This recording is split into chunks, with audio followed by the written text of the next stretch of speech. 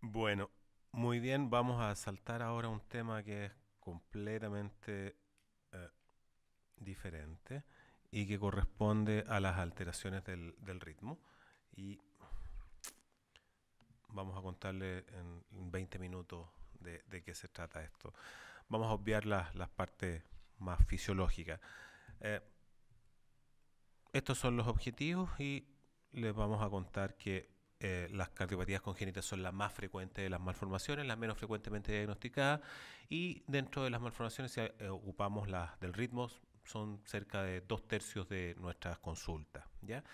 Y cuando hacemos el tamizaje del corazón, las alteraciones del ritmo saltan a la vista, están ahí, y uno ve el ritmo normal o se ve claramente anormal, ¿ya?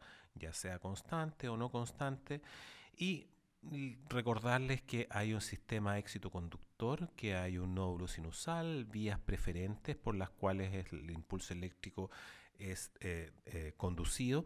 Hay un nódulo AB que enlentece la conducción, y luego haz de Easy, red de Purkinje, que lo que hacen estos nódulos principalmente es generar y de enlentecer la conducción en la B, de modo que aurículas y ventrículos se contraigan en forma secuencial. Eh, las células son las mismas, ya no hay alteraciones estructurales, sino lo que son alteraciones en los canales que permiten que el nódulo sinusal y el nódulo AB tengan potenciales de membrana que son más altos, son más positivos, y por lo tanto alcanzan menos, requieren menos estímulos para alcanzar el nivel crítico de disparo. Estas son cosas ahí fisiológicas, y recordar que la vía electrofisiológica o celular son los desmosomas a través de los cuales se transfiere el potencial de acción, y este desfasamiento entre la contracción auricular y ventricular permite una función de bomba adecuada. Estas actividades eléctricas las podemos registrar desde la superficie con estos cambios de potencial, y generar el electrocardiograma, en que básicamente está el P, que es la contracción auricular, el QRS, que es la contracción ventricular, y la repolarización, que es la onda T.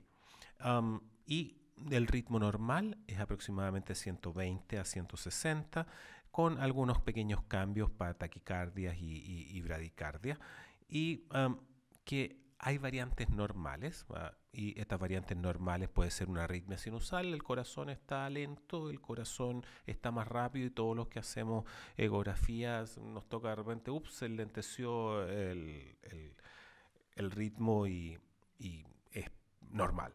Puede haber taquicardia sinusal sobre 170 o 180, la madre tiene hipertiroidea o tiene fiebre, o el bebé se está moviendo muy rápidamente, o bradicardias sinusales, que a veces nos pueden asustar mucho, y especialmente si hay pausas también del nódulo sinusal, que de repente no gatilló solamente, y si tienes una arritmia sinusal más una bradicardia sinusal, o eventualmente extrasístoles supraventriculares bloqueados, puede dar mucho susto, mucho miedo el tener frecuencias inexistentes, o que tiene 50, 60 latidos por minuto durante algunos minutos, y ser nada más que variantes de la normalidad.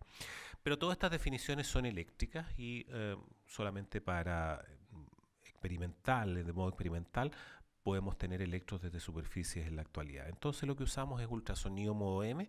Recordarles que el ultrasonido modo M lo que hace es uh, registrar cómo se mueven las estructuras que están en un plano de sección en el tiempo. Por lo tanto, si ustedes sitúan aurículas y ventrículos en el plano de sección, lo que vamos a ver es contracción auricular, contracción ventricular, o PQRS, PQRS, PQRS. Y si giramos un poco el corazón, al revés, está arriba la aurícula, abajo el ventrículo, vamos a tener PQRS, PQRS, PQRS, y podemos de esa manera diagnosticar casi cualquier alteración del ritmo, como ven ustedes ahí, abajo las aurículas, arriba los ventrículos, y tenemos PQRS, PQRS. Y la otra alternativa es usar Doppler. Hay que situar el transductor en un sitio donde hayan eventos auriculares y ventriculares, y aquí es donde estamos con TEI. La eyección ventricular está aquí abajo, y arriba está el llenado rápido, llenado lento, y la onda de contracción auricular. Se puede usar también las venas y arterias pulmonares simultáneamente. Se ve de esta manera.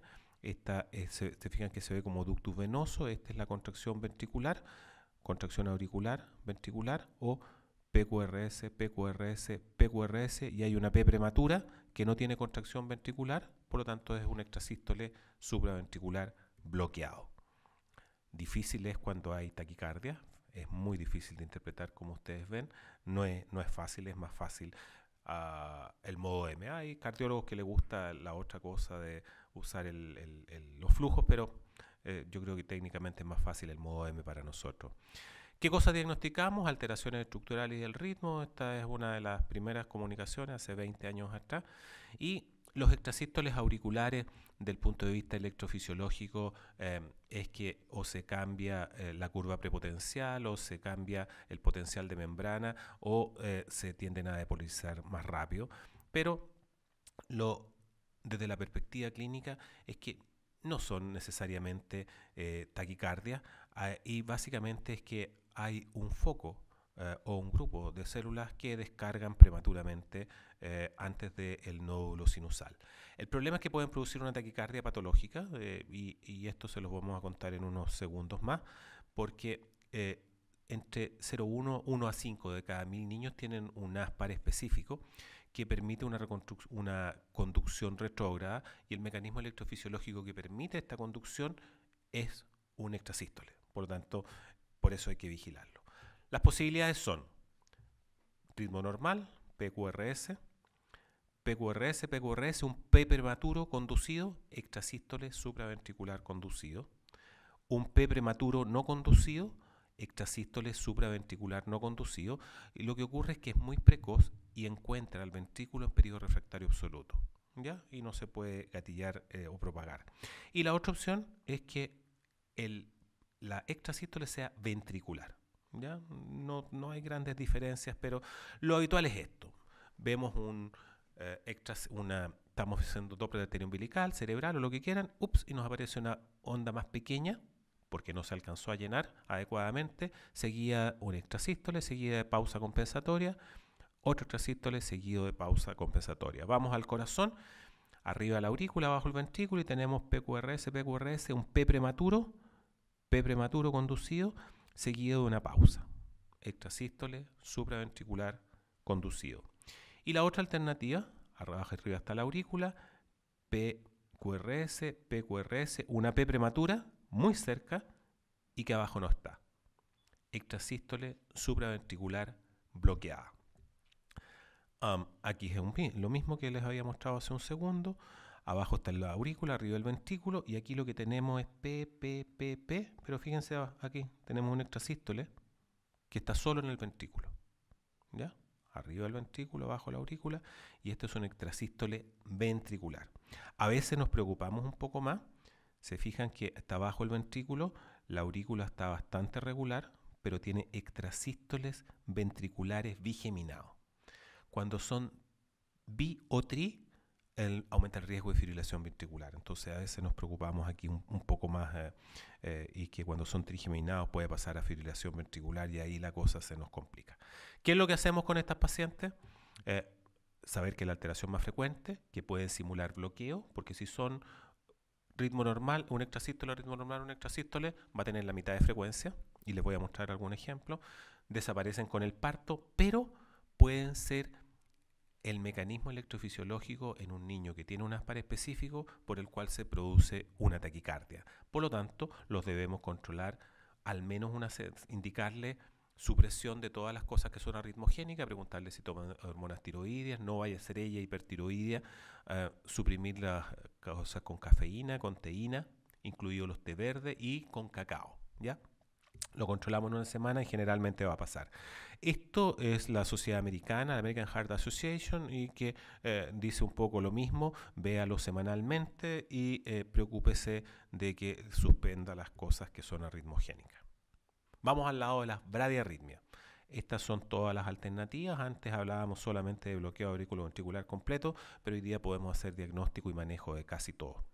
El primer grado, hay un PR prolongado. El segundo grado hay dos, tipo 1 Benkevac, un PR que se va prolongando hasta que hay uno que se bloquea completamente, y el tipo 2, que es un bloqueo 2x1. Hay 2 P y un solo QRS. Faltó el QRS aquí, faltó el QRS acá, y el completo es que las P van por un lado y el QRS va por otro lado. La clave del diagnóstico aquí es medir el PR, y el PR va a ser cualquier cosa, súper irregular, y es la forma de hacer el diagnóstico de otras cosas. ¿Cómo se mide el PR?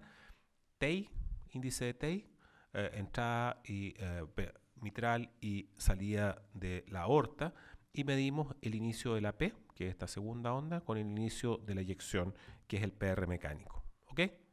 Se mide en las pacientes que son anti-RO o anti-LA positivas.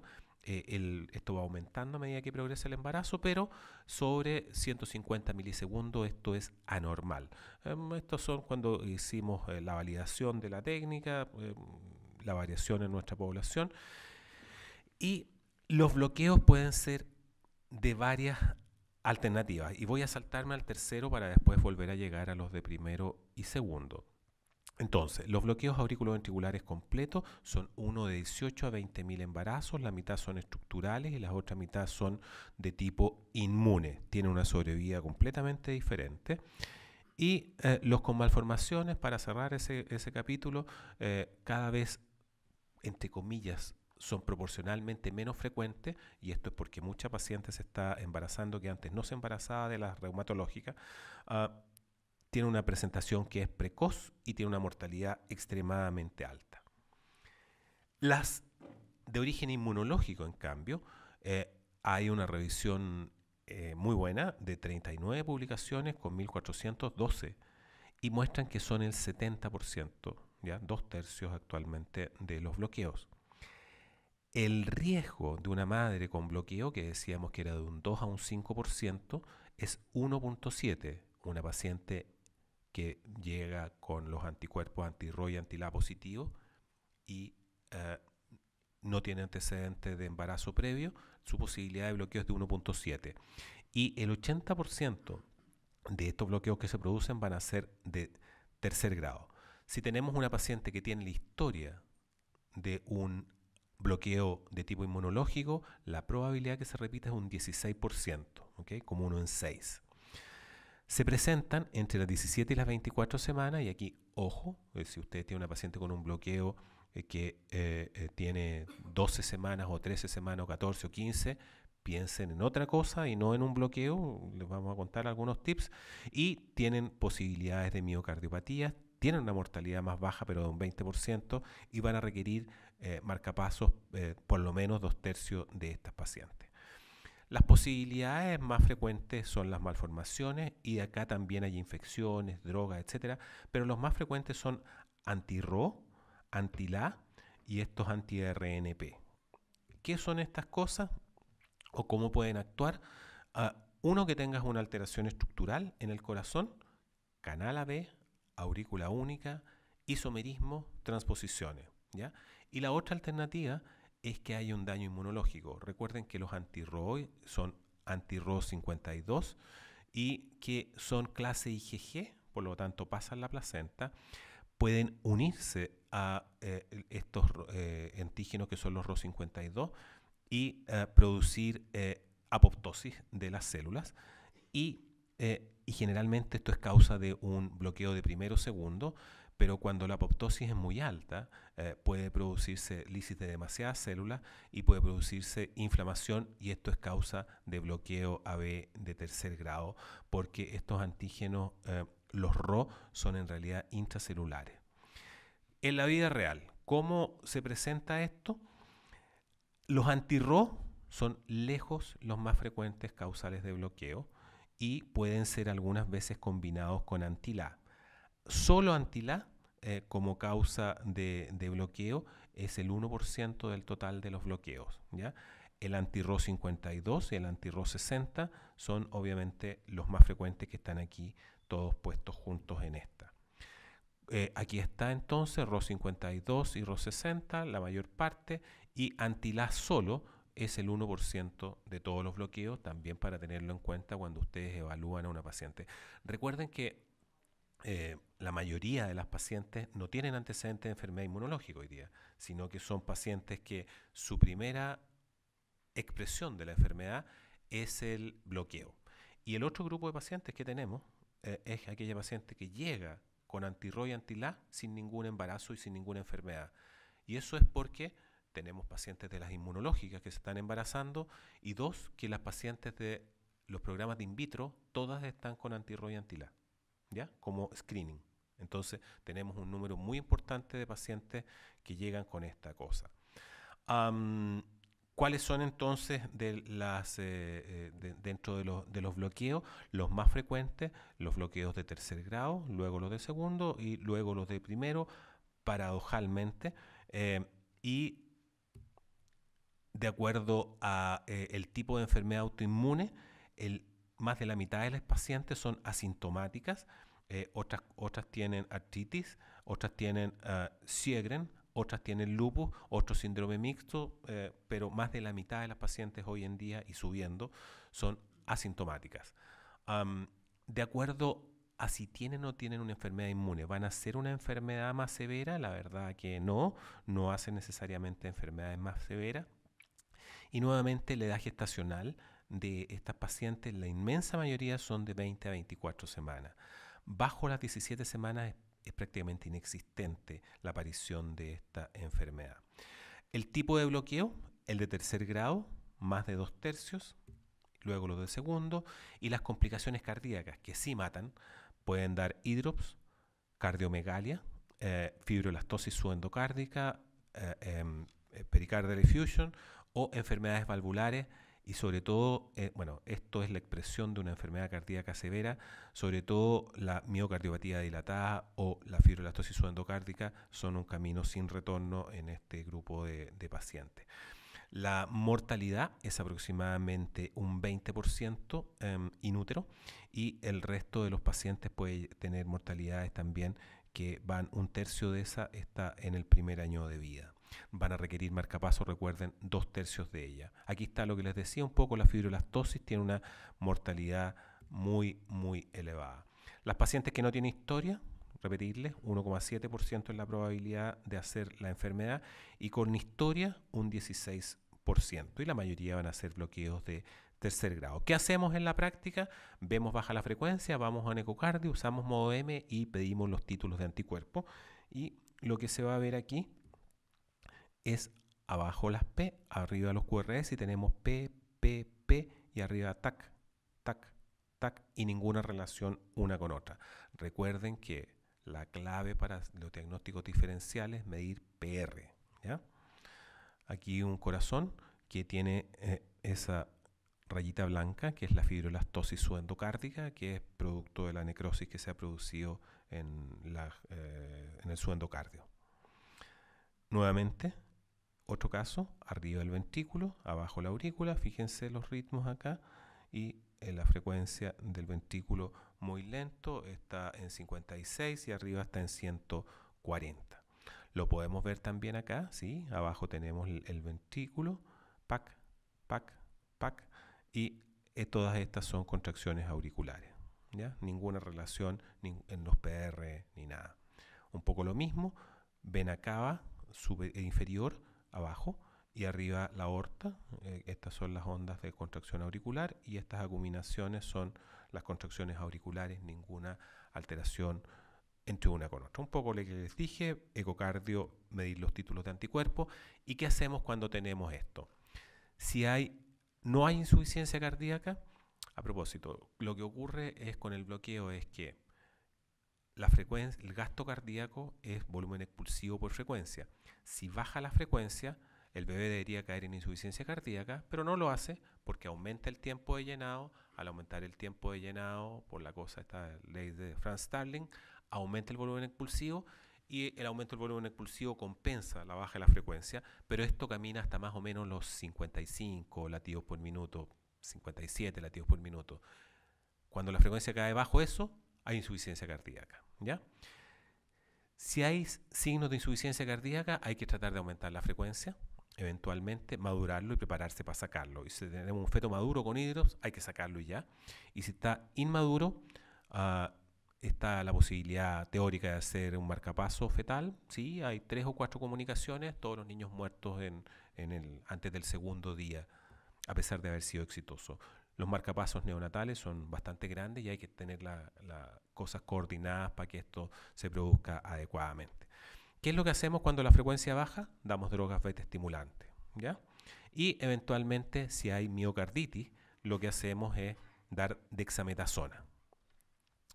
Las evidencias de que sirve usar tanto beta estimulantes como usar dexametasona son bastante amplias y sí hay utilidad en usarla. Pero, como les digo, suben un poco la frecuencia solamente en los bloqueos AB completo, no los curan y disminuyen un poco la miocarditis. Las curvas de sobrevida aquí están con tratamiento con dexametasona y también con beta estimulantes, y acá sin series pequeñas pero que muestran utilidad, y nuevamente series pequeñas con mejores resultados con beta estimulantes y con dexametasona que el no usarlo. Aquí hay 35 casos y 13 requirieron marcapasos neonatales. Evidencias de que los esteroides no sirven, sí, no sirven para curar el bloqueo AB completo, pero sí para la miocarditis, y es en ese sentido que se utilizan. Entonces, de tercer grado. Pero ¿qué ocurre en los pacientes que tienen anticuerpos y hacen bloqueos? Esta es una serie nuestra con 30 pacientes, donde tuvimos 3 pacientes o 4 pacientes que tenían bloqueos de primero y segundo, y les dimos esteroides y regresaron, ¿ya? La experiencia internacional muestra un poco lo mismo, que hay una posibilidad de una buena respuesta. Pero una de las alternativas que ha aparecido en los problemas inmunológicos es la gamma globulina hiperinmune, lo mismo que para las trombocitopenias aloinmunes u otros problemas inmunes. Es extremadamente caro y cuando se usa en dosis baja no tiene ningún efecto. Con dosis más alta eventualmente podría tener efecto, pero nosotros tenemos una paciente ahora con un diagnóstico de bloqueo en tratamiento con esto, que empezó precozmente. Se hace una vez al mes la terapia y cuesta en dólares $15.000, $16.000 cada ciclo. Cada ciclo. Entonces es de verdad muy cara la gamma globulina hiperinmune. Y la otra alternativa es la hidroxicloroquina. Y la hidroxicloroquina lo que hace es alterar un poco las moléculas de superficie y las respuestas de los macrófagos en forma indirecta. Y lo que hace es que hay por lo menos 3 series que mostraron que bajaba la probabilidad retrospectivamente de tener aquí están las 3 series. Estas eran pacientes que abrían las fichas, las miraban retrospectivamente y mira, la posibilidad si tenían hidrocloroquina en su tratamiento de tener bloqueos era esta, y la posibilidad si no lo tenían era esta. Pero nadie sabe. Y en este nadie sabe hay un estudio clínico randomizado que comenzó en enero del 2011, termina en diciembre del 2018, así que por ahí por el 2020 vamos a ver si era cierto que la hidroxicloroquina servía o no servía. Así que sigue siendo una recomendación teórica solamente. Nosotros estos son los casos que teníamos hasta hace como 5 años atrás, habremos agregado unos 15 casos más de esto. Todos prácticamente hoy día están acá, en los niños sin cardiopatía, y vean ustedes que casi todos nuestros pacientes terminan con marcapaso. 2 palabras acerca, para que no nos echen, acerca de las taquiarritmias. Estas son las 2 más frecuentes, la taquicardia supraventricular y el flutter. El mecanismo de reentrada de las taquicardias supraventriculares es ASPAR específico, que permite la reentrada y permite esta conducción en círculo del impulso eléctrico. Se caracteriza por esta onda de Wolf, y lo característico es que la conducción es 1:1, ¿ya? Por cada contracción auricular hay una contracción ventricular, y el riesgo, la clasificación es esta, más del 50% del tiempo, pero cuando se hace continua o permanente o incesante, hacen hidrops inmediatamente, ¿ya? Y la forma de comenzar de esto es que generalmente inician en pequeñas descargas. Aquí vean cómo se ve en el Doppler, Pero este es un ejemplo en que la paciente tiene abajo la aurícula, están las contracciones auriculares y de repente hace una descarga de la taquicardia supraventricular que entra a ritmo sinusal de nuevo. Esta paciente, si ustedes se fijan en el corazón, venía por extrasístole, la vemos y decimos, sí, mira, extrasístole, pero si ustedes se fijan aquí abajo, hay una descarga de contracciones que tienen una frecuencia de 240 por minuto, ¿ya? Y tienen igual indicación de tratamiento. Nuevamente, aquí están las alteraciones de la taquicardia supraventricular con una conducción auriculoventricular, como ustedes ven, 1 es a 1. Son más frecuentes también en los rhabdomiomas auriculares y se presentan con conducción 1 a 1. Cuando la frecuencia es más de 240 latidos por minuto, hay que tratarla, sí o sí, no hay opciones. Y la otra alternativa es el flutter. En el flutter hay una reentrada también, pero es auricular. La aurícula late muy muy rápido y los bloqueos son 2 es a 1 o 3 es a 1. Lo importante es la frecuencia ventricular para saber si tienen o no insuficiencia cardíaca. ¿Ya? Y así se ven. La aurícula muy rápida y el ventrículo más lento. La verdad que una vez que uno acostumbra el ojo, uno puede ver el corazón y sabe si es flutter o taquicardia. ¿Se fijan? Muchas contracciones, pocas abajo. Se fijan arriba, si fijan la vista en la aurícula y luego en el ventrículo, uno a ojo puede decir que la aurícula va más rápido que el ventrículo. Taquicardia supraventricular, ¿ya? Si la frecuencia es más de 240, hay que iniciar tratamiento de inmediato, pero en general van todas a tratamiento, ¿ya? Aquí está, vean esta que tiene 470 y 235 en un bloqueo 2x1. Fíjense, esta paciente entra en flutter y hace el flujo reverso en el ductus venoso inmediatamente, ¿ya? No alcanza a llenarse y por lo tanto empieza a regresar la sangre muy, muy rápidamente. Alternativas de tratamiento, para no aburrirlo, son un poco estas, ¿ya? Pero hoy en día es digital, flecainía, sotalol. No se usan, la adenosina directa no sirvió, muy alto riesgo, recidivaban todas prácticamente. Y lo que no está claro es que, lo que sí está claro es que cuando hay hidrops hay que usar inmediatamente digitálicos más flecainide o sotalol. Pero no está claro si hay que usar flecainide o sotalol, los resultados son contradictorios, vean ustedes toda esta serie. Y nuevamente hay un estudio clínico que termina el 2020, que está comparando estos diferentes regímenes y que vamos a ver cuál es el que resulta. Nuevamente hace 5 años llevábamos eso, ahora estaremos viendo una 6, 7 por año de esta taquicardia. Dos alternativas diferentes aquí.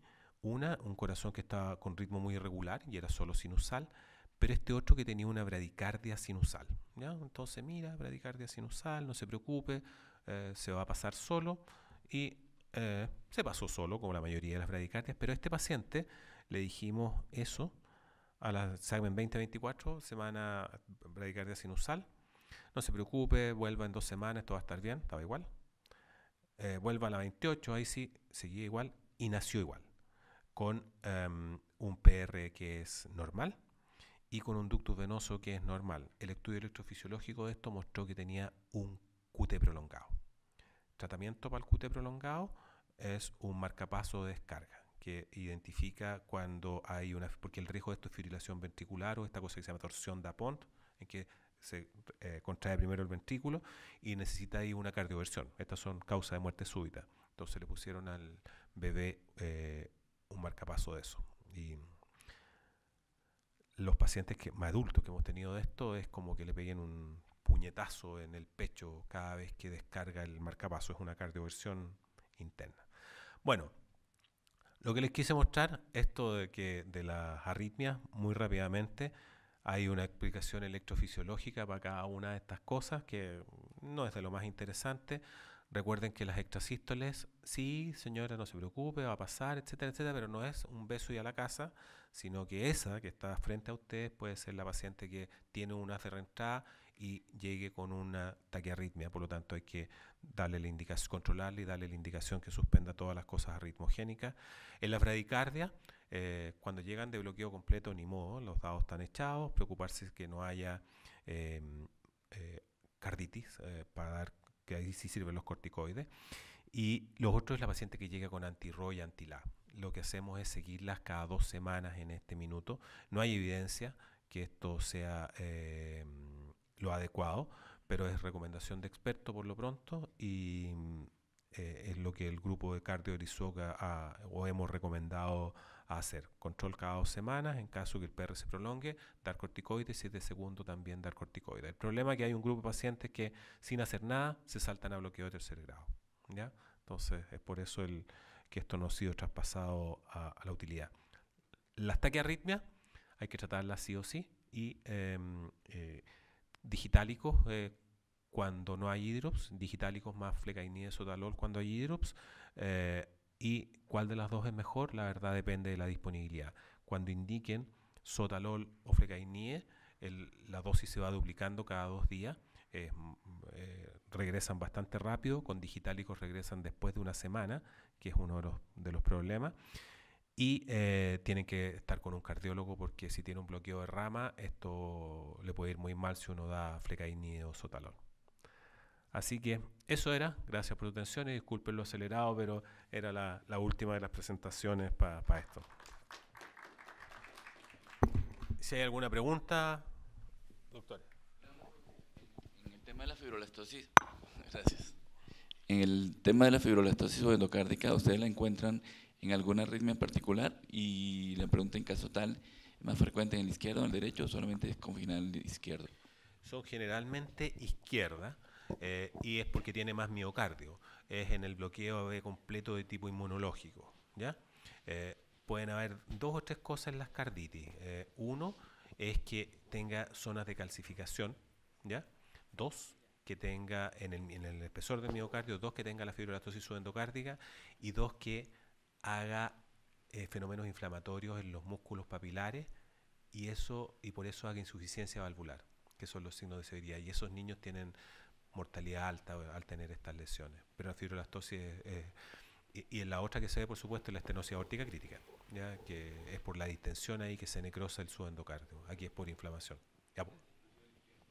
El izquierdo es mucho más frecuente, ¿ya? Porque es más grueso. Pero tanto decir como exclusivo, como va a decir nunca jamás, no.